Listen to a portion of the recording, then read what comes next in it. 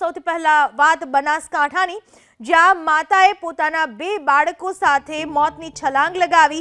કાંકરેજના રણકપુર પાસેની કેનાલમાં મોતની છલાંગ લગાવી, જેમાંથી એક બાળકનો બચાવ થયો છે. માતા અને અન્ય એક બાળક ગુમ છે. સ્થાનિક તરવૈયાઓએ ગુમ માતા બાળકની શોધખોળ શરૂ કરી છે. આ વિશે વધુ માહિતી આપવા આપણી સાથે જોડાઈ ચૂક્યા છે સંવાદદાતા વસંત તિરગર. વસંત, ક્યારની આ ઘટના છે? શું જાણવા મળી રહ્યું છે? કયા કારણોસર માતાએ બંને બાળકો સાથે આ રીતનું પગલું ભર્યું?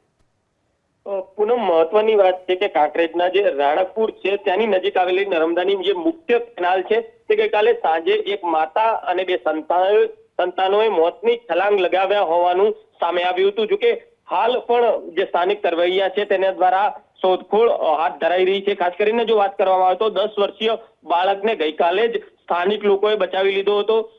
જો વાત કરવામાં આવે તો આ મહિલા વાવ તાલુકાની હોવાનું પણ સામે આવ્યું છે. જોકે ધંધાર્થે ગાંધીધામ રહેતો આ પરિવારની મહિલા છે જે રાણકપુર નજીક પહોંચી કેનાલમાં જમ્પ લાવ્યા હોવાનું પણ ચર્ચાસ્પદ છે.